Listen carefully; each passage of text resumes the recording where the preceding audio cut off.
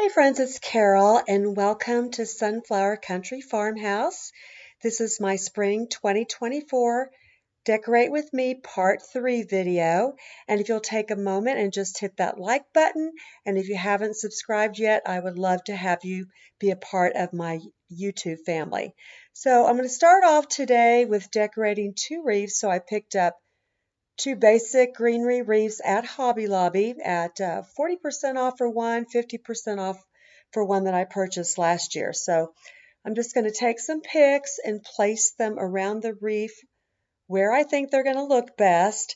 I have these really pretty white hydrangeas and then these lavender stems that my husband actually picked out, and I'm going to mix those in. So basically I'm using 4 white hydrangeas, 4 of the lavender picks, and then I'm going to go in with 4 yellow florals that I just cut up from a larger bouquet of flowers. So as you see, I'm placing them in. Having a little bit of trouble with this one at the top right. I'm just not liking how it's sitting, so I'll just play with it a moment. Now, once I get them in, I'm going to go ahead and flip the wreath over. I'm going to attach them using a floral wire and then hot glue. So I really want them to make sure they're completely on the wreath, snug and tight. We do get some afternoon sun, so I want to make sure the hot glue is in the back part of the wreath. So I'm going to make 2 of these exactly the same because we have 2 front doors. Since we moved, it's been kind of odd because I've had to have 2 of the same wreath for every season now because we have double doors. So that's been interesting trying to gather and collect enough wreaths that I store up in my attic so that I can have 2 for the holidays for that front porch area. All right, so that's how it's going to look, and I am loving the colors in this. I think it's really going to pop on our front door. All right, so I flipped it over. I've taken a wire, and I'm going to get a close-up of that for you here in a second, where you can see where I've wrapped a wire around the floral stem, and then I'm securing that wire after I wrapped it with some hot glue on the back. I did have to kind of stop in between so I could get the hot glue to dry, and then I would flip it back over and check to see how it looks on the front. But there you can see the wire holding the stem in and then the hot glue. So here I'm actually taking the wire for another one of the picks, and I'm going to wrap it around that stem tightly.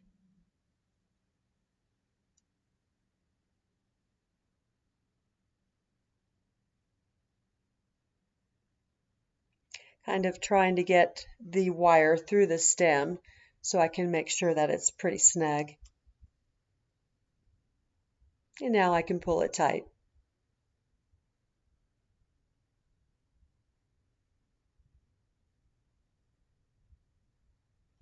And then once I wrapped around enough, I just clipped off the wire and pressed down and snugged it close to the wreath, just like that. And then I'm going in with my hot glue.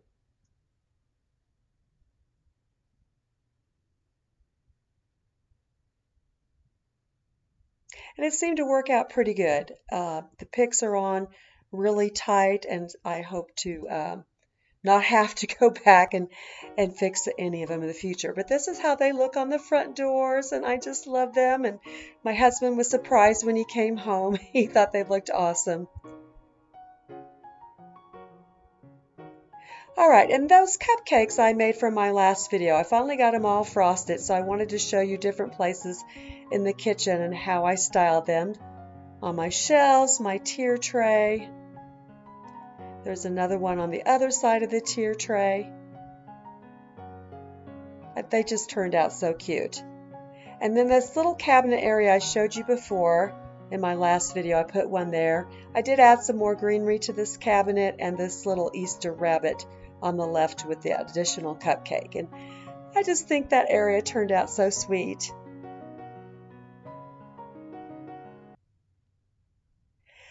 And now to tackle this kitchen table. And I'm going to be honest with you, I do not know if it's been cleaned.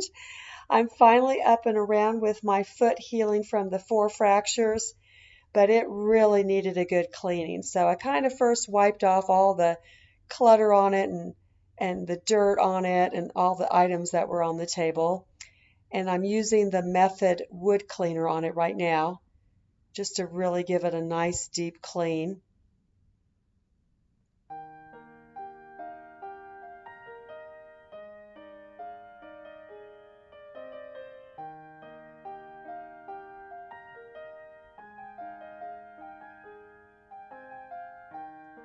Now I have really thought about replacing these chairs. It's kind of a hodgepodge of chairs we have here. The original chairs are the wood ones, and then I had ordered these 6 cream colored ones a few years ago. But I'm kind of thinking that I want some black ones and all of them being the same chair, so eventually I think I'm going to try that. Now I'm going to go ahead and put one of my favorite little runners on the table.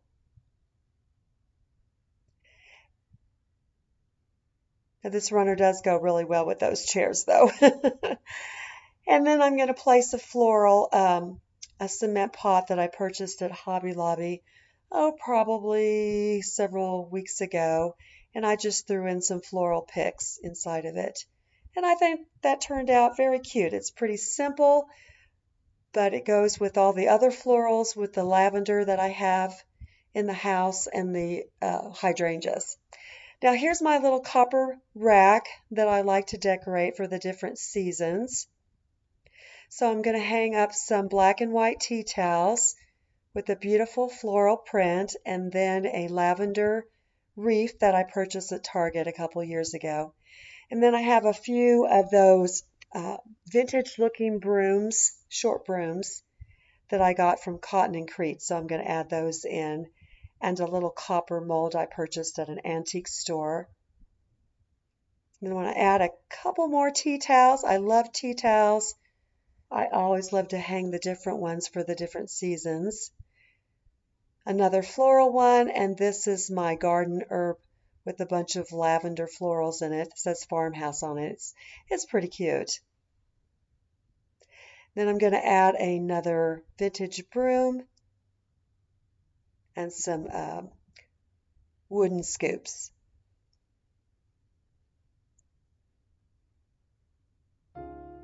As you can see, I'm still hobbling a little bit, but I am getting around a lot better.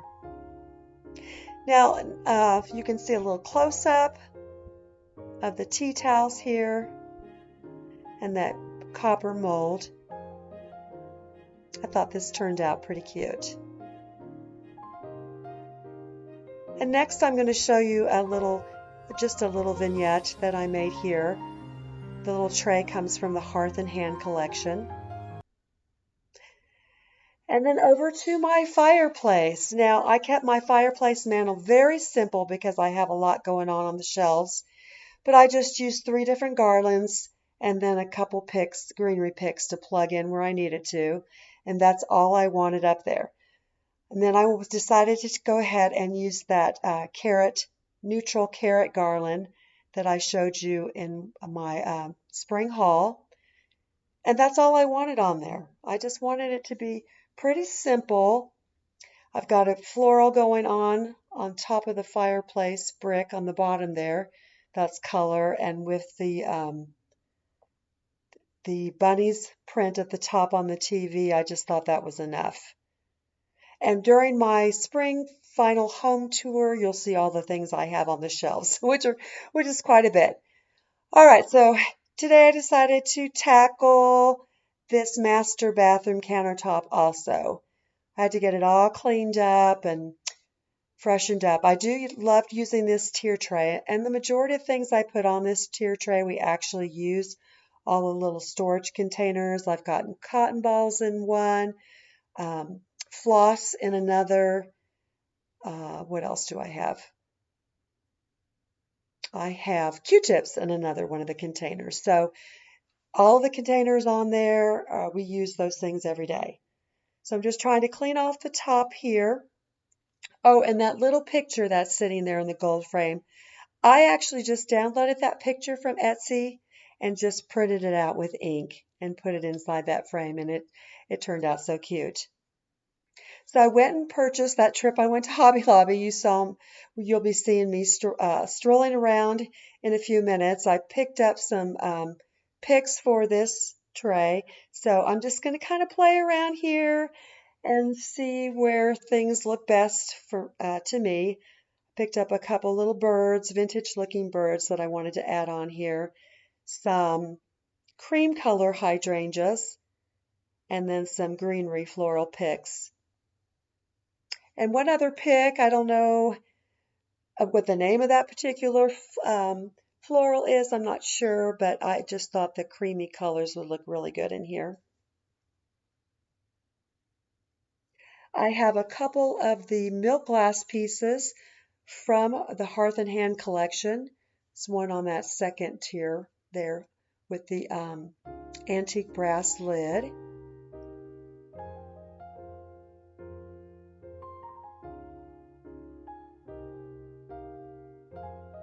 And a lot of times you just have to play around with things on the tier tray until you get it exactly the way you like it, and it may take one or two tries to get things to look correctly, and that's what I'm doing here.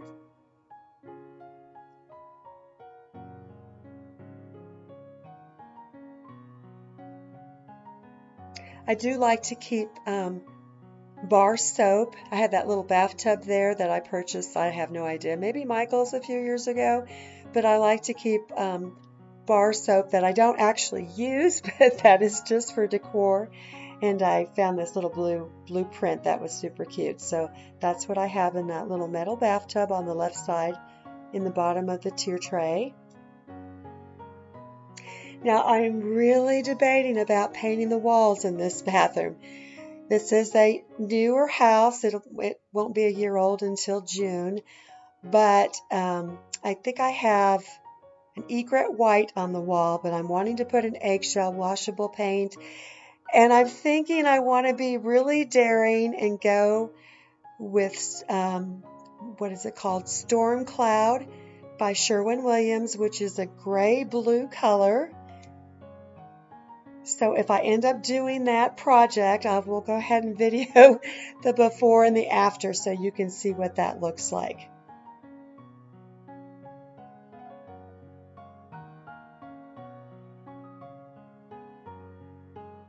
We do have touches of blue in the decor in the rugs in this bathroom. And we do in our master bedroom. Blue is my accent color. I didn't realize until I looked at this video how long my hair has gotten in back. So I'm debating, should I cut it or should I just let that hair grow? So give me your thoughts below. What do you think? Because my hair is getting super long.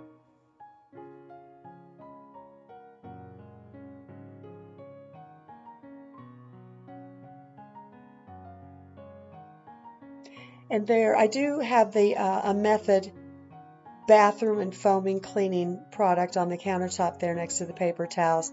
I really love their products. If you haven't tried Method, I recommend them.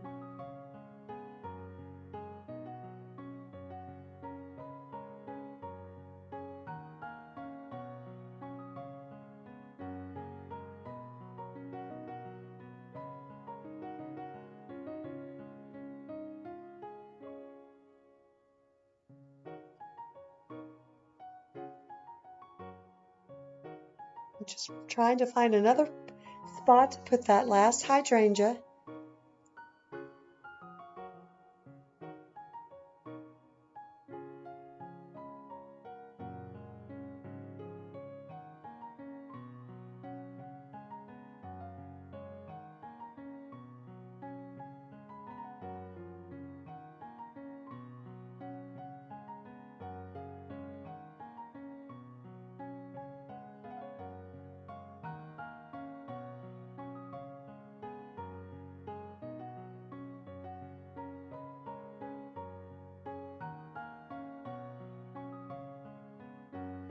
Okay, and I think that I like that.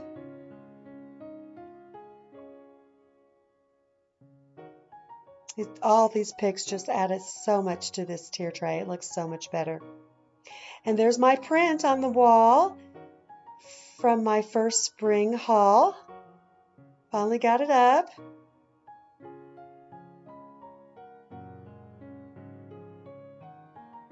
You can see our vintage chandelier through the mirror.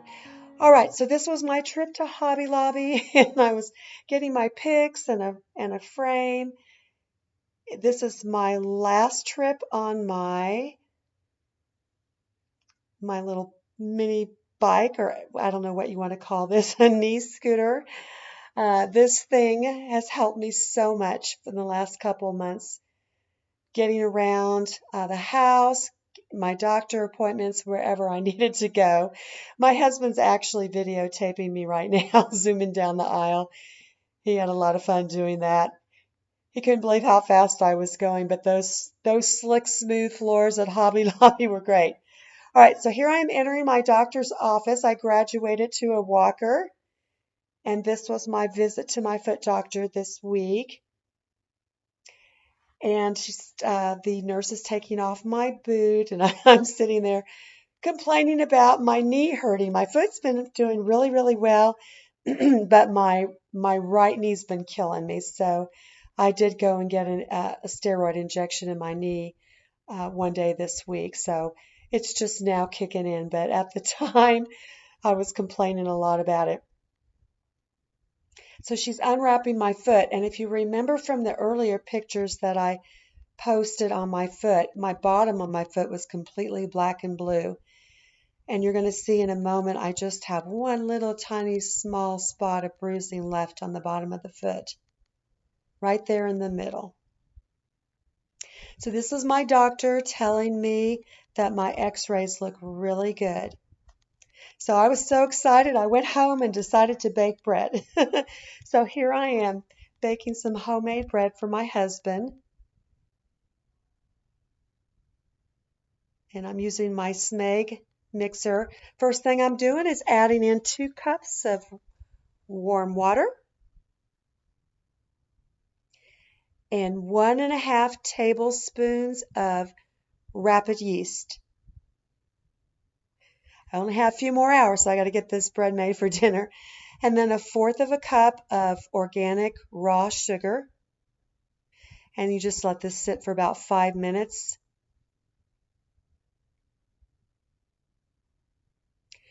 All right, the next thing I'm going to put in is 2 tablespoons of organic olive oil.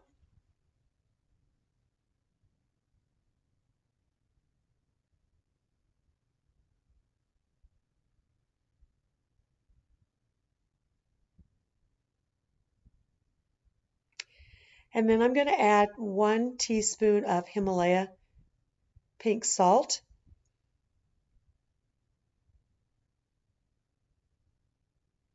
Now, when I make this bread, sometimes I just use bread flour or all-purpose flour, wheat flour, or I'll do a combination. And for this particular bread, I did use all-purpose flour and I used wheat flour.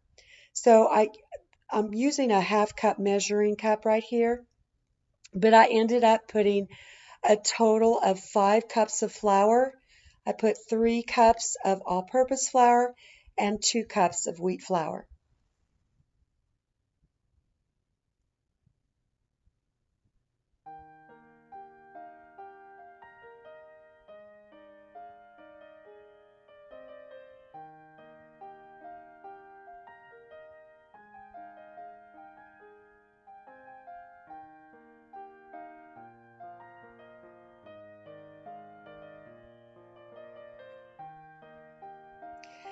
Now I kneaded my bread probably about 7 minutes, and I usually knead pretty low. You don't want to tear up your blender, your mixers by kneading too high, but I just let it knead until it pretty much comes clean on the bottom of the mixing bowl.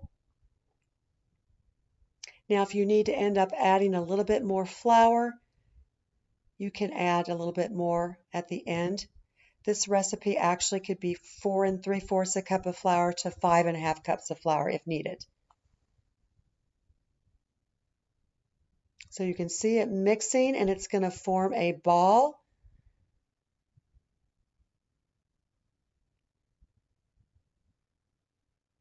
Now it's going to be a pretty sticky dough.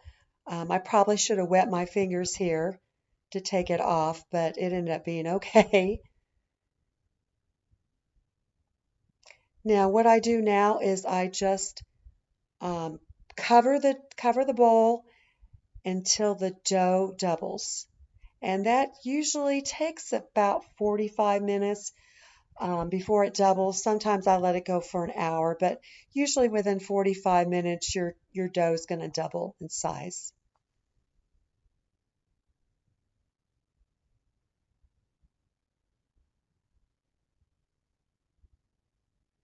All right, so my dough's double. I'm going to go ahead and get it out of the bowl and put it in the two pans to do my second rise.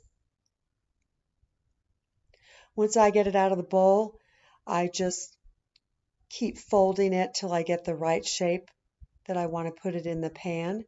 So I'll just fold over a few times to form my loaf.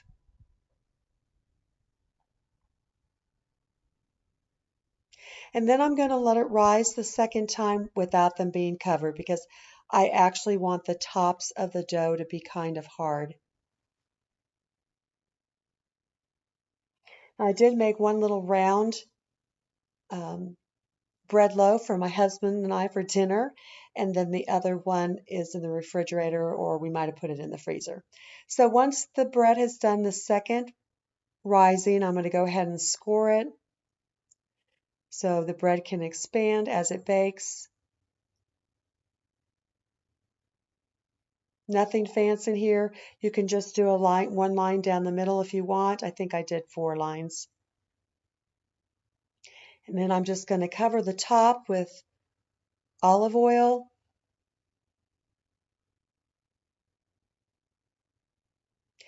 Now I did order some of the everything seasoning from Thrive Market, and I'm going to put this on top of the bread. My husband just loves this.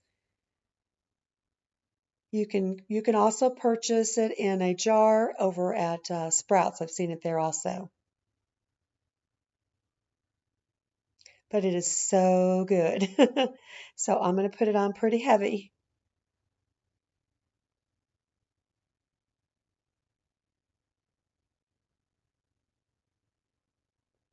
It's like the stuff you buy on Everything Bagel, except I'm putting it in Everything Bread.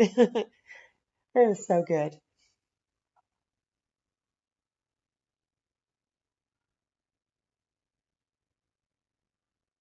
All right, so I cooked the bread for about 30 to 40 minutes on 350 degrees.